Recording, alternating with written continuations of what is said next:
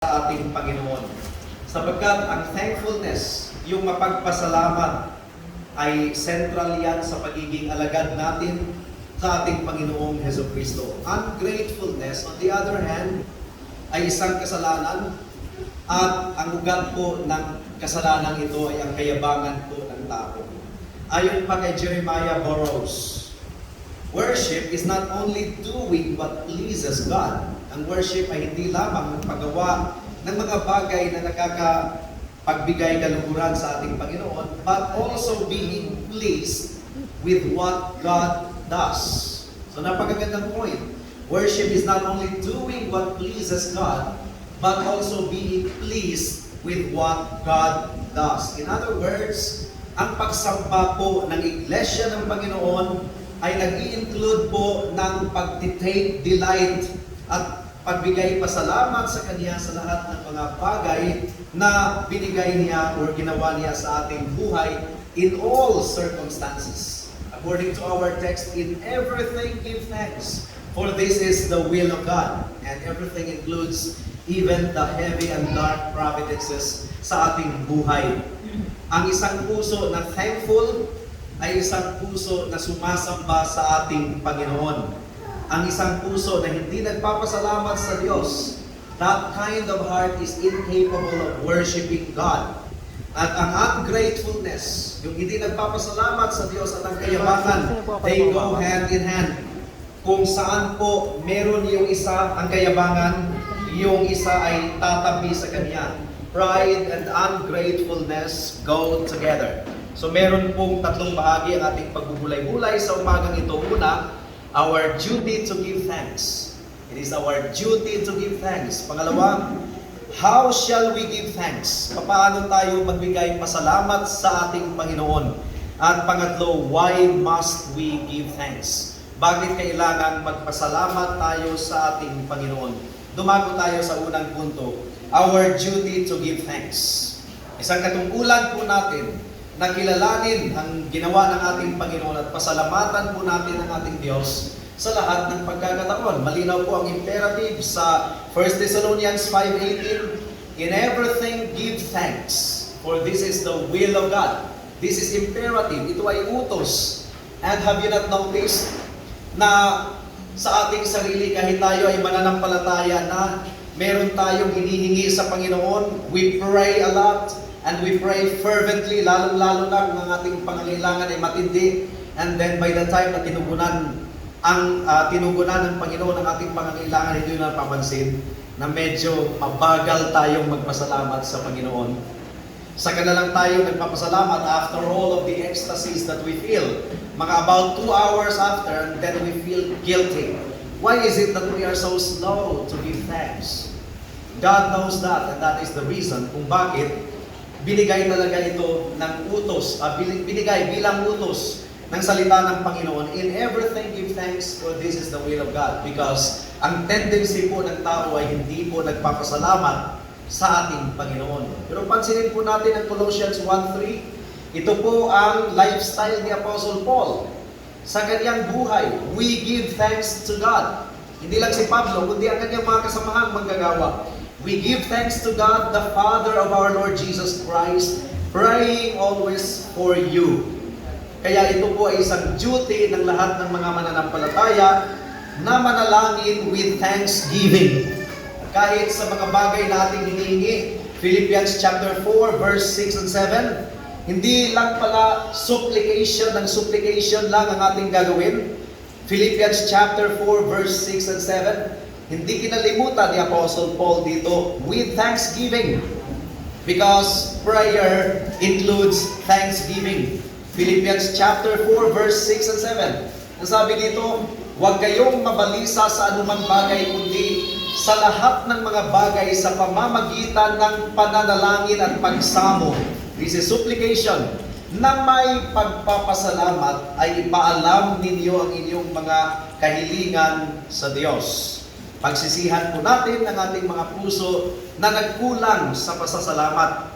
The Bible tells us that one of the dominant characteristics ng isang taong ungodly, hindi niligtas ng Diyos o hindi pa nakakilala sa Diyos, ay ang kasalanan ng ingratitude, hindi nagpapasalamat. Doon nila ibinaling sa iba ang kanilang pagpapala. Swerte, doon nila iniscribe sa swerte, hindi talaga sa ating Panginoon. And perhaps you've experienced that, na isang tao ay ecstatic, full of ecstasy, nagsiselebrate sa mabuting bagay na nangyari sa kanya, and then magnifying swerte, and then if you say, salamat sa Panginoon, parang nagugulat at parang nabubululan. Because that is the characteristic of the ungodly person, na hindi kilalanin ang Diyos sa kanyang buhay. Tumatanggi sila na i-express ang kanilang dependence sa ating Panginoon. They are too proud to depend on God. And then when something happens to them, something good happens to them, they are willing to take the credit for themselves.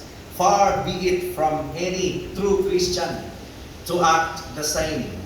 The unbelievers rule out God, and therefore they do not thank Him. Si Pablo, naniniwala po tayo, he was an apostle, but after all, he was writing his epistles as a Christian man. At ipinapakita ni Apostle Paul sa atin kung paano ang isang tao ng Diyos ay kumilos sa lahat ng pagkakataon. We have to demonstrate the miracle of God's transforming grace. And therefore, we have to testify of God's transforming grace, and we have to give thanks to God at all times.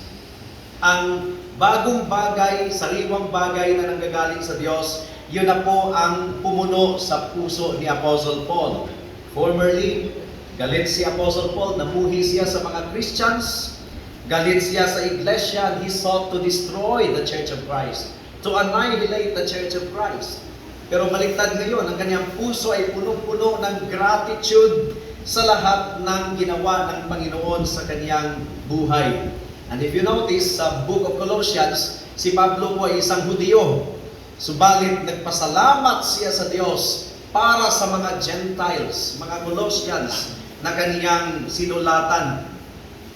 Paul was a Hebrew of Hebrews, and yet, we find him rejoicing in God sa kanyang pagpapala para sa mga Gentiles.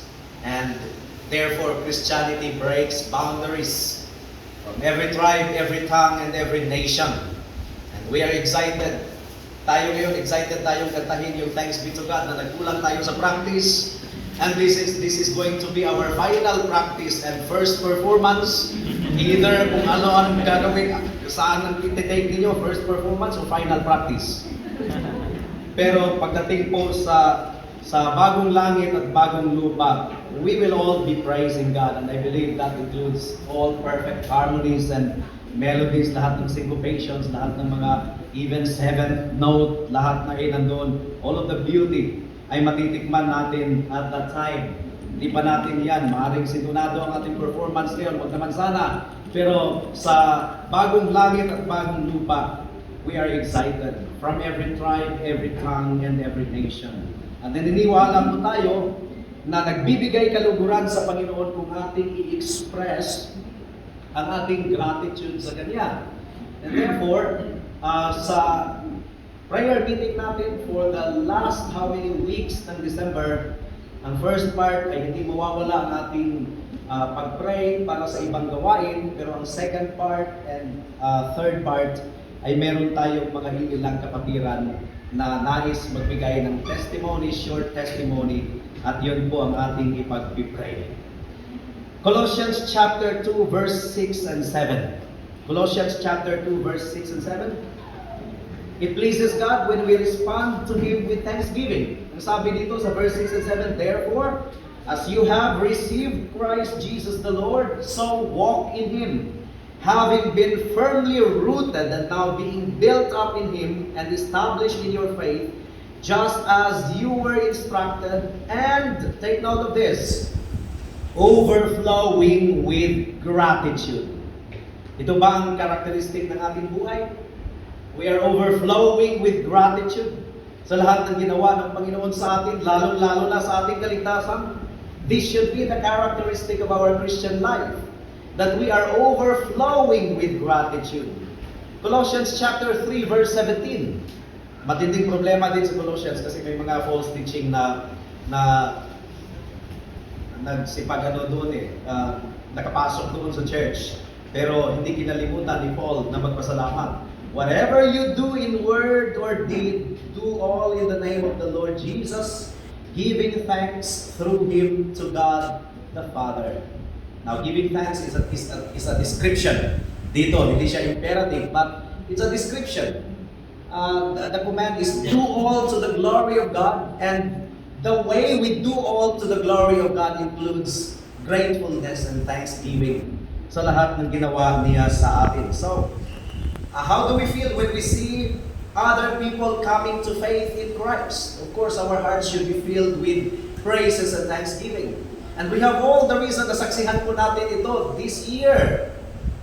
Kung tutusin, 30 talaga ang dinagdag ng Panginoon sa ating iglesia. 30. Dinelay lang natin ng kaunti si Brother Vincent dahil next year ang kaniyang acceptance. Pero 30 sa taong ito, hindi ba tayo nagagalak sa ginawa ng ating Panginoon sa ating iglesia sa taong ito? Kaya ang prayer with thanksgiving ay hindi lamang po yan para sa mga pastors. Duty yan ng lahat ng mga mananampalataya. That is the distinguishing characteristic of the people of God, to be grateful at all times. At in-affirm ito ni Paul sa Colossians chapter 4 verse 2. Anong sabi dito sa chapter 4 verse 2? Devote yourselves to prayer. And how are we going to devote ourselves to prayer? That includes keeping alert in it with an attitude of thanksgiving. With an attitude of thanksgiving. Therefore, ang ating prayer is punong-puno ng pasasalamat. And we have to give thanks to God for 2021. Pangalawang punto, how shall we give thanks? Paano ba tayo magpasalamat sa ating Panginoon? At natutulungan po tayo dito ni Haring David sa Psalm chapter 100 verse 1 and 2. Paano tayo magpasalamat sa Panginoon? Thanksgiving is not only a verbal communication. Ulitin ko, thanksgiving is not only a verbal communication. Thanksgiving is an action word. It is a verb. Hindi lang ito verbal communication na ibigkas natin sa ating bibig. Psalm chapter 100 verse 1 and 2. Sumigaw kayo na may kagalakan sa Panginoon, lahat na mga lupain. Maglingkod kayo sa Panginoon na may kagalakan. Magsilapit kayo sa kanyang harapan na may awitan. Paano tayo magpasalamat sa Diyos? We are to give thanks through a hearty expression of praise. Ito yung first na utos sa Psalm chapter 100. Make a joyful noise to the Lord, all the earth. Nakikita natin ang expression na ito, na tayo daw ay sumigaw. Tayo daw, hindi ito literal na magsigawan tayo dito sa church. Ang ibig sabihin is, we will express, we will verbalize the goodness of God to people. When you are thankful, when you are joyful in the Lord, I wonder if you could keep silent. I wonder if you could keep it to yourself. You couldn't keep it to yourself. You have to speak up of God's goodness. Sapagkat ang Diyos ay karapat-dapat purihin. It expresses exuberance na dapat mag-accompany sa lahat ng expression of praise and thanksgiving. And the word literally of Psalm chapter 100 verse 1 and 2 is to shout, to give thanks, or to make our voices audible. At dinescribe ni David dito ang universal obligation to give thanks to God, to praise Him. Make a joyful noise to the Lord, all the earth. Wala pong exempted dito. Lahat po ng tao sa mundo. Sapagkat ang kabutihan ng Diyos ay nagmamanifest o ipinamalas niya sa lahat ng mga tao dito sa mundo. Kaya ang most translations of verse 1 ay nagsasabing, all the earth. Verse 1 is a call to people of the earth to recognize the great goodness of God, and with one voice, we praise Him. And then yung paano tayo magpasalamat sa Diyos, pangalawang imperative. Ang ibig sabihin ng imperative is utos. Pangalawang imperative is serve the Lord with gladness. Kaya nga sinabi ko kanina, thanksgiving is not only a verbal or oral communication. Thanksgiving is an action word. When you are thankful to God, when you are grateful to God, you serve the Lord. Not reluctantly, not hesitantly, or napilitan lang. But we serve God with gladness. Ang gratitude sa ating puso ang siyang magmo-motivate sa atin upang paglingkuran ng ating Diyos at Hari. Ang ating paglilingkod sa Kanya ay dapat merong kalakip na kagalakan. At tayo ay pinagpapala ng Diyos bilang isang congregation na ang mga kapatiran ay malugod na naglilingkod sa ating Panginoon. Let's keep it up hanggang sa pagbalik ng ating Diyos. Serve the Lord with gladness. Pero kung pansinin po natin ang serve, it's the same word na ginamit doon sa Levitical service. Yung mga Levites na naglingkod doon sa templo for worship. Kaya nga, hindi rin nakapagtataka kung bakit ang New International Version of the Bible ay ginamit yung salitang worship the Lord with gladness. Dahil ang service ay meron ding connection sa worship.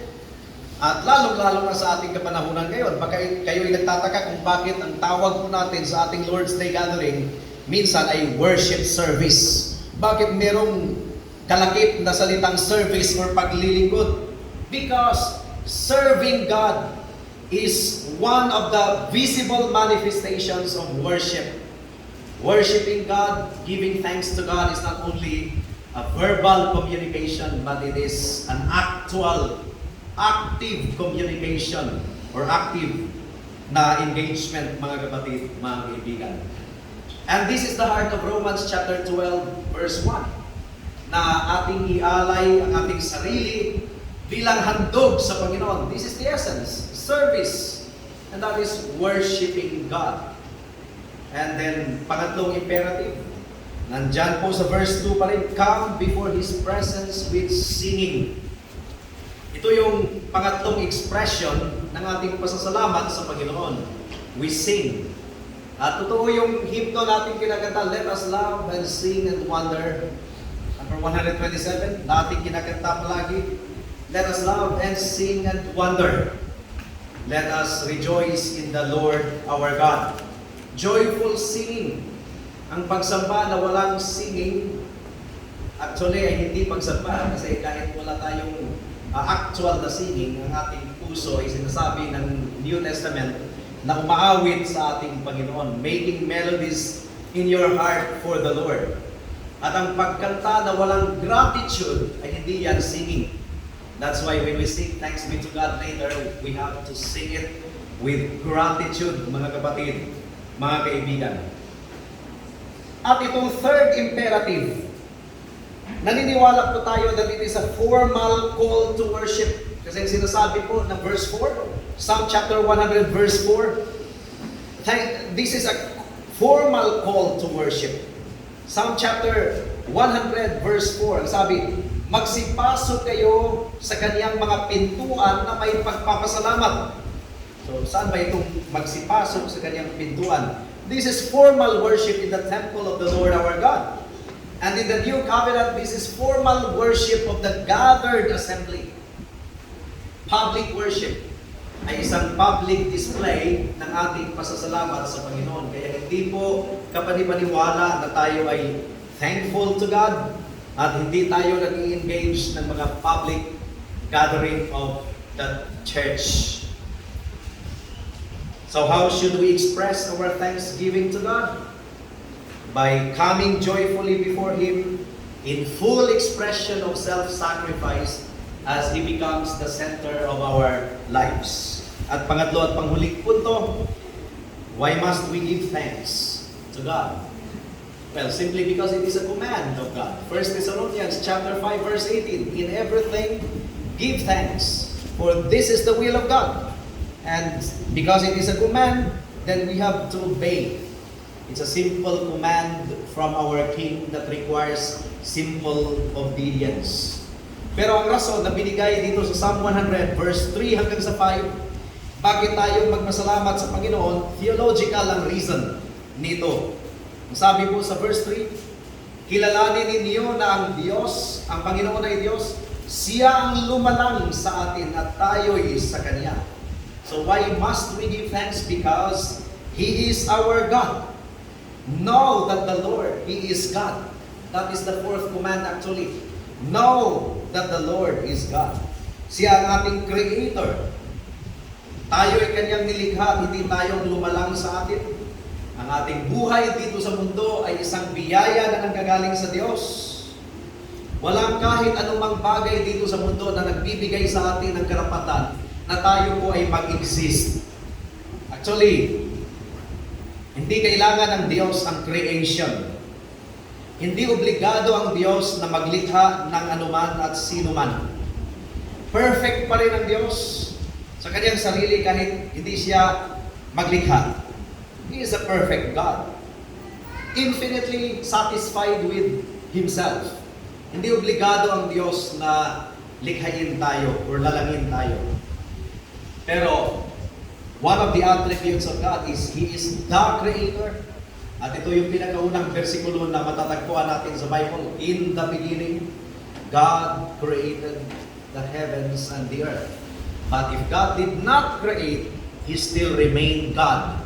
At wala pong mawawala sa Kanya, wala pong nagkukulang sa Kanya. Kaya, kahit ang pagkalalang sa atin ay biyaya. Gratitude po yan sa na dapat nating tingnan. At kung pakinggan natin ang puso ni Haring David, Psalm chapter 139, verse 14, please turn there.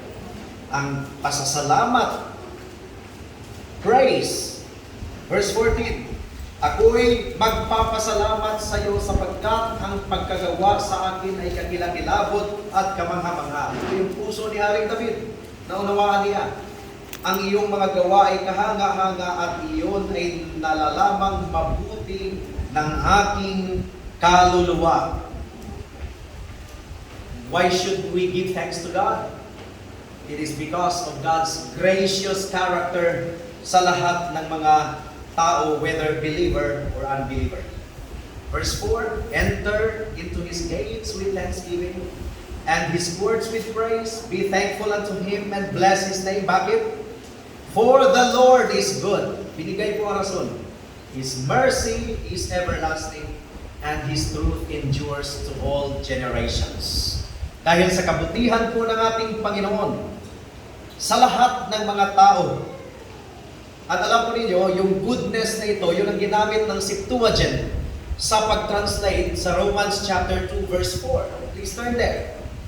Romans chapter 2 verse 4. Yung goodness ng Panginoon na dapat mag-udyok sa atin na tayo ay magsisi sa ating kasalanan. Romans chapter 2 verse 4. O hinahamak mo ang kayamanan ng Kanyang kabutihan, goodness, pagtitiis at pagtitiyaga na hindi mo nababatid na ang kabutihan ng Diyos ang umaakay sa iyo sa pagsisisi. The goodness of God and this goodness and kindness of God should cause such gratitude in the hearts of man as to lead him to repentance. And then meron pang binigay na rason. Dahil sa dakilang pag-ibig ng Diyos, at alam po natin, ang pag-ibig din ng Diyos ay hindi po abstract, oral communication. The love of God is an action word. For God so loved the world that He gave His only begotten Son. Romans 5:8, but God commends His love towards us in this, that while we were yet sinners, Christ died. Action word. He died for us. Kaya tayo po ay magpasalamat sa ating Panginoon sa lahat ng pagkakataon dahil sa Kaniyang kabutihan sa atin at nag-uumapaw na biyaya sa atin bilang iglesia.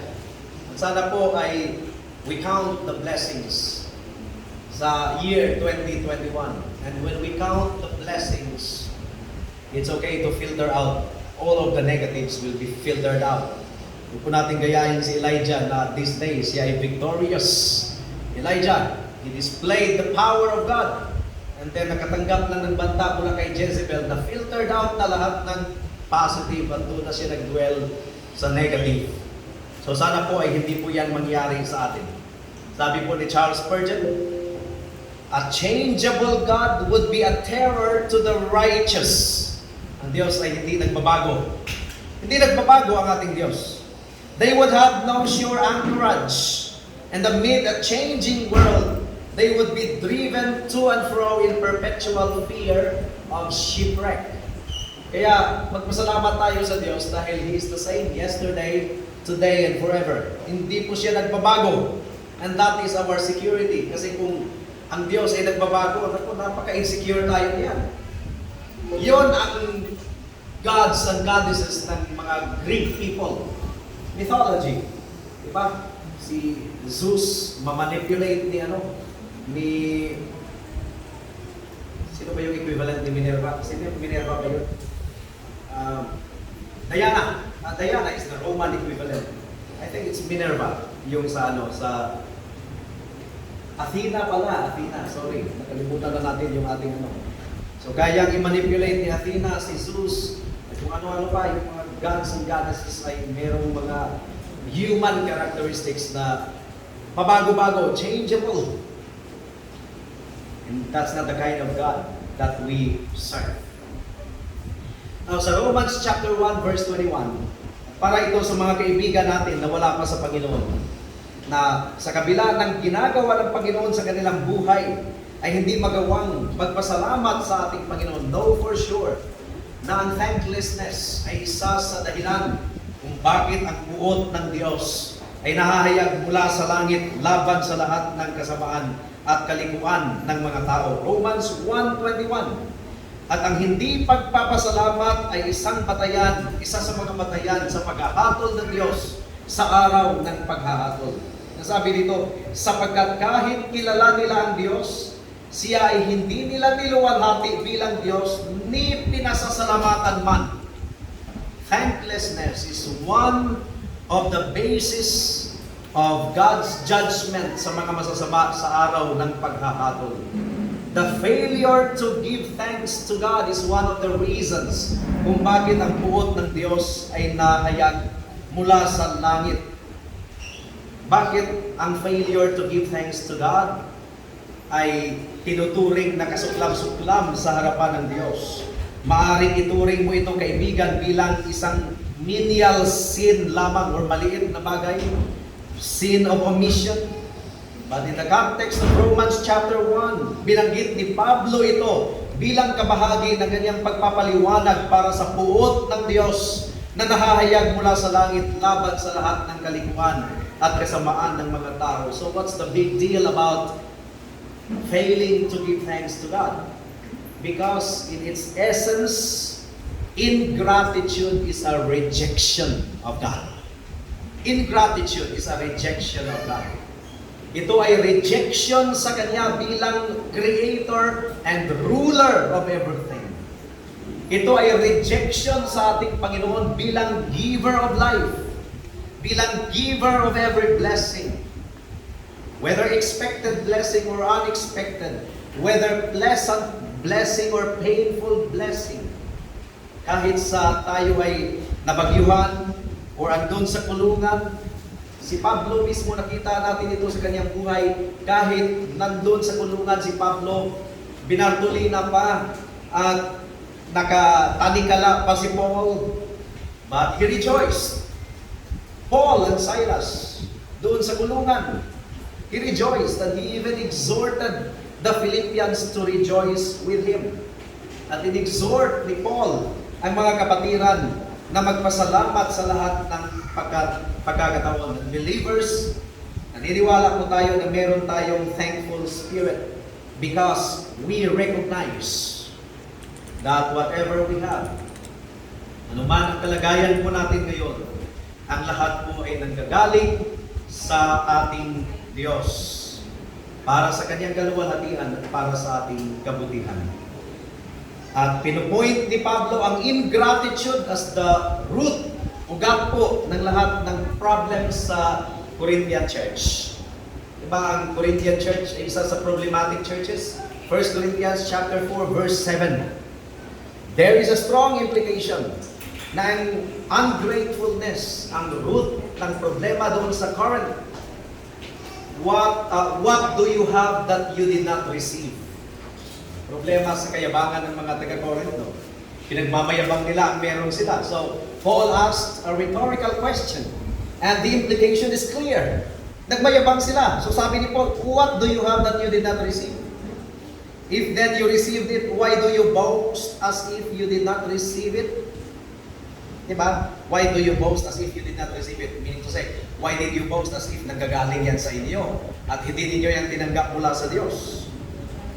They failed to recognize that everything they had was a gift from God.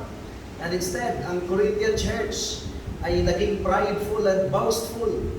Kaya mga kapatid, this is a warning to us as a church. Whatever progress, whatever growth, spiritual growth and numerical growth na pinaranas ng Panginoon sa atin bilang isang iglesia, hindi po natin ito ipagmayabang. Before a person is destroyed, he is proud first. Pride comes first before destruction. Kaya nagpasalamat po tayo sa ating kapatid na mabilis pong nagsabi kanina. Ang dami na ninyo dito, ang dami ng mga young people, ang dami po ng young people. And then, hinihintay ko po siya, butit nadagdagan ka agad. Purihin ang Panginoon, sa biyaya ng Panginoon. So praise God. And my heart said, Amen. It's all by God's grace. Hindi po ito sa ating sarili. And here, nakikita po natin ang root cause ng original sin. It is the sin of pride. Satan wanted to sit on the throne of God. And he wanted to receive the praise that is due to God alone. And that was also his temptation to our first parents. You will become like gods, knowing good and evil. The prideful heart is the thankless heart and is at enmity with God. Kaya sa mga kapatiran natin dito sa church, lahat ng nasa atin ngayon ay pagpapala at biyaya mula sa Diyos, kaloob mula sa Diyos, at pasalamatan natin ang Panginoon continually for it. Para sa mga kaibigan natin na wala kay Kristo, thanklessness is one of the basis of God's judgment sa araw ng paghahatol. Repent of your sin, including the sin of ungratefulness and thanklessness. At kilalanin mo ang Diyos sa buhay mo. At kung kilalanin mo ang Diyos sa buhay mo, siya ay banal, banal, banal, ikaw ay makasalanan, makasalanan, makasalanan. The problem with man is itinuturing niya ang Diyos bilang slightly above himself. Just slightly above himself. Ang Diyos ay mabait lang ng konti sa Kanya. Mabait siya, ang Diyos ay mabait lang ng konti sa Kanya.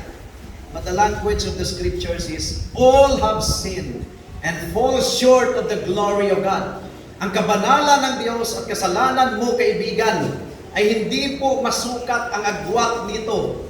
Hindi natin kayang abutin ang kaluwalhatian ng Diyos. Do not think that God's holiness and righteousness is just slightly above yours. Kilalanin mo ang Diyos, at kung makilala mo ang Diyos, siya ay banal, banal, banal, at ikaw ay makasalanan, makasalanan, makasalanan. Paano ka matanggap niya? Kailangan ma-reconcile ka sa Kanya, and reconciliation only takes place through our Lord Jesus Christ alone. Na siyang nagpadanak ng Kanyang dugo doon sa cross ng Kalbaryo upang iligtas ang mga makasalanan na tulad mo at tulad ko. And if you believe in Him, you will not perish. Tayo po ay manalangin. Salamat po Diyos sa umagang ito, sa pag-remind ninyo sa amin na kami ay magpasalamat sa lahat ng panahon. And totoo, mayroong element ng kagalakan at kasiyahan ng aming pagtitipon ngayon sa year-end Thanksgiving, pero hindi namin kinakalimutan ang rason ng aming pasasalamat ay hindi ang mga nangyayari sa 2021, kundi ang ginawa ninyo sa amin o aming Panginoon, ang biyaya ng kaligtasan. Pinahayag ninyo ang inyong sarili sa amin, binuksan ninyo ang aming mga puso, and through Jesus Christ our Lord, we have been reconciled unto you. That's the greatest blessing. Ang pagpapala namin sa 2021, they are just secondary. Salamat o Diyos. Ito po ang aming samot dalangin sa pangalan ni Jesus. Amen.